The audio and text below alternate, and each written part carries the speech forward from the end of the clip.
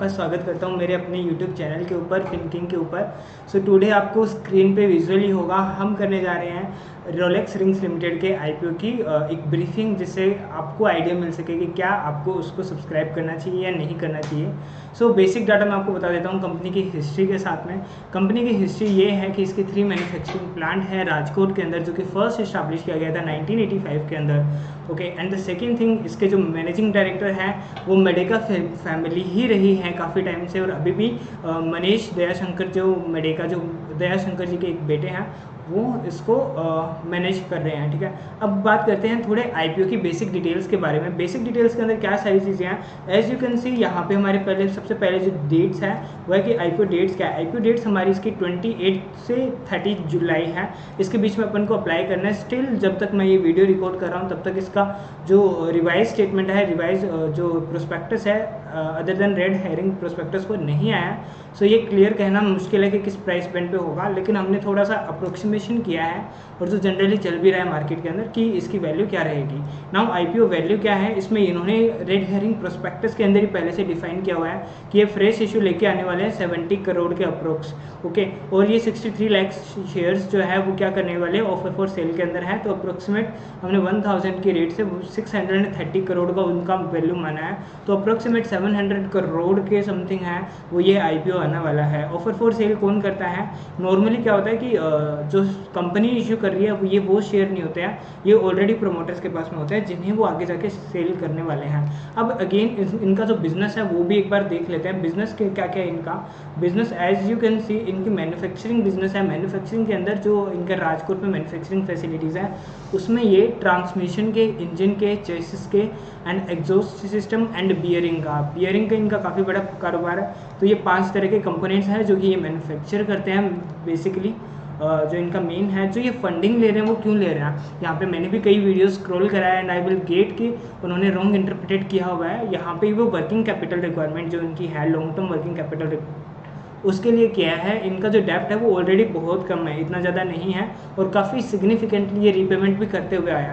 तो इनको डेप्ट के को लेके इतनी रिक्वायरमेंट नहीं है जितनी इनको अपनी वर्किंग कैपिटल की है, बिकॉज इनको लिक्विडिटी इश्यूज इस जगह पे फेस ज़रूर हो रहा है, क्योंकि इनका फिनेंशियल एक्टिविटीज़ से जो कैश आउटफ्लो है, when you analyse the cash flow statement तो आपको पता चलेगा कि इनका जो फिनेंशियल एक्टिविटी से जो इनका आउटफ्लो है वो काफ़ी ज़्यादा है। ठीक है, मैं आपको एक बार ग्लिम्स दिखा देता हूँ उसकी।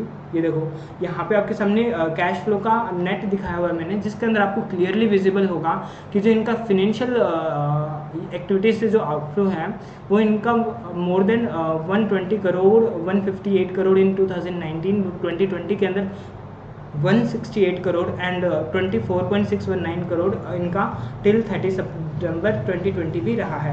अभी वापस आते हैं एक बार बेसिक के अंदर। तो बेसिक में हमने ये देखा है अभी तक कि ये क्या ऑब्जेक्ट के लिए यूज़ कर रहा है। तो इनका नॉर्मल ऑब्जेक्ट रहेगा long term working capital requirement के लिए एंड सेकेंड कॉर्पोरेट पर्पजेज के लिए। नाउ अब इनका प्राइस बैंड क्या रहने वाला है, तो प्राइस बैंड अगेन मैंने कहा जब ये फाइनली इन्होंने प्रोस्पेक्टस में भी यही दे रखा है कि प्राइस बैंड वो BRML के साथ में मिल के डिसाइड करेंगे प्रोमोटर्स ग्रुप के द्वारा, एंड वो वाला प्राइस रहेगा जो ये एडवर्टाइज करेंगे इन द न्यूज़पेपर। और स्टिल टुडे अभी तक कोई इन्फॉर्मेशन नहीं है। सो सभी अपने अंदाजे से बता रहे हैं कि अप्रोक्सीमेट 800 से लेकर 1200 तक इनका रहेगा।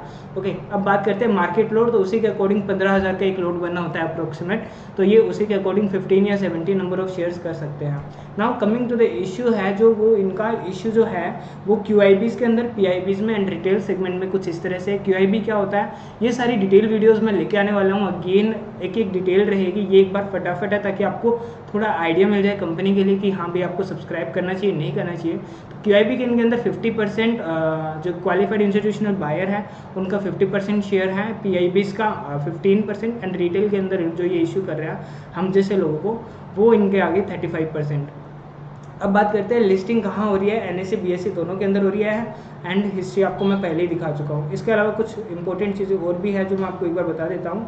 कुछ इंपॉर्टेंट डेट्स है वो देख लीजिए। 28 से 30 जुलाई को तो इसका इश्यू आ रहा है IPO का, एंड सेकंड जो अदर इंपॉर्टेंट डेट्स आ रही है वो है कि जब ये आपको अलॉटमेंट कब होंगे, 4 अगस्त को इसका अलॉटमेंट अनाउंसमेंट होगा एंड 7 अगस्त को ये आपके डीमेट अकाउंट में क्रेडिट हो जाएंगे। अगर आपको अलॉट नहीं हुआ तो उस केस के अंदर, जैसा कि इस केस में लग रहा है, तो आपको रिफंड हो जाएगा। अप्रोक्सीमेट 2 से 3 दिन इसमें लगते हैं। अब बात करता हूँ मैं नेक्स्ट, जो कि बोलता है फिनेंशियल डाटा के अंदर। तो इनके मेनली जो 2-3 क्लाइंट्स हैं, ठीक है, इनको काफ़ी ज़्यादा इनका एक्सपोर्ट रहता है और इन्होंने ही 81% जो है वो मार्केट को ये होल्ड करते हैं। जैसे SKF टिमकिन हो गया, ठीक है, ये 2-3 क्लाइंट है वो ये होल्ड करते हैं। अब अगेन मैं फिनेंशियल डाटा पे फोकस क्यों कर रहा हूँ, बिकॉज ये मेन पर्सपेक्टिव है जिससे कंपनी ग्रो कर रही है या नहीं कर रही वो थोड़ा आइडिया लगेगा। यहाँ पे एक चीज़ भी मैंने नोट आउट करी है, पॉइंट आउट करी है, which is necessary to understand. Okay, so क्या चीज़ है वो ये है कि जो इनका कॉस्ट फैक्टर है वो काफ़ी इंक्रीज़ हुआ है। ठीक है, जब आप फिनेंशियल एनालिसिस करोगे, लाइक मैंने यहाँ पे नीचे दिया हुआ है कॉस्ट स्ट्रक्चर एनालिसिस के अंदर,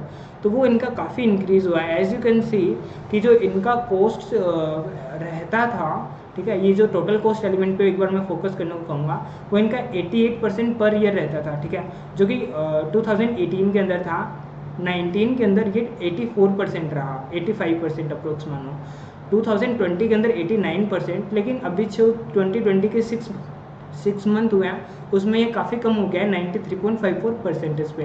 अगेन द सेकेंड थिंग जो मैं आपको यहाँ पे हाईलाइट करना चाहूँगा वो ये है कि इनकी जो फिनेंस कॉस्ट है वो काफ़ी ज़्यादा गिरी है और एम्प्लॉय बेनिफिट एक्सपेंसेस है जो इनके अराउंड 6 to 7% रहते हैं वो इनके इंक्रीज होकर 10 to 11% पे आ गया। ठीक है, तो एम्प्लॉयज़ की मतलब हायरिंग ज़्यादा हुई है, उनको पे ऑफ ज़्यादा हो रहा है, तो दिस इज़ ये एक रीज़न हो सकता है। सेकेंड, जो इनकी फिनेंस कॉस्ट है वो पता नहीं, मुझे भी लग रहा है कि इन्होंने अच्छे से रिकॉग्नाइज नहीं करी हुई है, क्योंकि जो इनकी पर एनम कॉस्ट अप्रोक्सीमेट 300 से 330 या 330 मिलियन के आसपास रहती है। वो मतलब कि अप्रोक्सीमेट अगर मैं करोड़ में बात करूं, जो 3.2 करोड़ के आसपास 32 करोड़ के आसपास इनकी फिनेंस कॉस्ट थी, वो सिर्फ इन्होंने अभी तक सिर्फ 6 महीने की जो रिकॉग्नाइज की है वो 2.34 करोड़ करी गया, और इनकी जो बोरिंग्स है उसमें कोई सिग्निफिकेंटली डिक्लाइन भी नहीं आया है। सो ये एक रीज़न हो सकता है कि पता नहीं इन्होंने ऐसा क्यों किया हुआ है। अगेन ये एक बेसिस नहीं रहता, ये काफ़ी छोटा एलिमेंट है, स्टिल इनकी कॉस्ट है वो धीरे धीरे इंक्रीज़ हो रही है। मतलब कि कंपनी है वो खर्चा कर रही है अपने ऑपरेशंस के ऊपर, ठीक है, अपने एम्प्लॉयज़ के ऊपर, स्किल स्टाफ के ऊपर, और एक तरह से जो बोरिंग कॉस्ट है वो धीरे धीरे 5% के अराउंड रहती है, वो 1.04% आ रही है। तो अगेन ये एक प्लस पॉइंट दिखाई देता है, बिकॉज बोरिंग कॉस्ट का होना यहाँ पे कम होना ये इंडिकेट करता है कि ये इनका लॉन्ग टर्म में खर्चा धीरे धीरे खत्म होता जाएगा, बिकॉज IPO के बाद में फंडिंग ऐसे भी अवेलेबल होगी कंपनी को, तो उन्हें लोन की शायद ही ज़रूरत पड़े।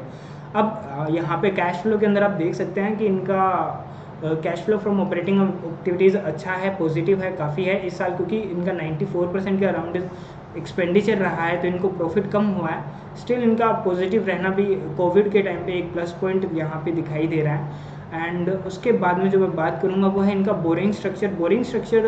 आप जैसे कि देख सकते हैं यहाँ पे पर्टिकुलर केस में क्या हुआ है कि इनके जो टर्म लोन्स हैं वो तो डिक्लाइन कर रहे हैं, लेकिन जो इनके टर्म लोन्स लॉन्ग टर्म थे, ठीक है, जो इन्होंने अपन इंडियस के जो फिनेंशियल स्टेटमेंट देखते हैं उसके अकॉर्डिंग हमारे पास में दोनों रहता है, ठीक है, तो उन्होंने वही अमोटाइज करके दिखाया कि जो अमोटाइज कॉस्ट पे वैल्यू कर रहे हैं वो तो डिक्लाइन हो रहा है। स्टिल जो इनके लॉन्ग टर्म है टर्म लोन्स वो इस साल 170 के अप्रोक्सिस में वो इंक्रीज़ हुए हैं। तो ओवरऑल के ऊपर अगर अपन फोकस करते हैं तो वो 2600 यानी कि लगभग 260 करोड़ से 234 करोड़ के ऊपर आया है, जो कि अगेन एक प्लस पॉइंट है। तो ओवरऑल ये कंपनी की जो डाटा दिया गया है और जैसे इसका रिस्पॉन्स रहा है, और बियरिंग मार्केट के अंदर भी ये एक जियांट प्लेयर माना जाता है, इसके अच्छा क्लाइंट बेस है, अगेन इसकी प्राइस बैंड भी है।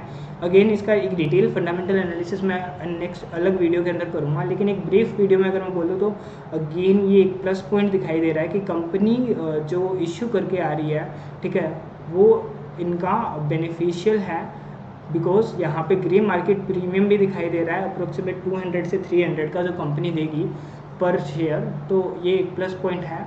एंड अगेन सब्सक्राइब करना या नहीं करना वो मैं आपको जो 29 जुलाई को इसी चैनल के ऊपर मैसेज करके बताऊँगा।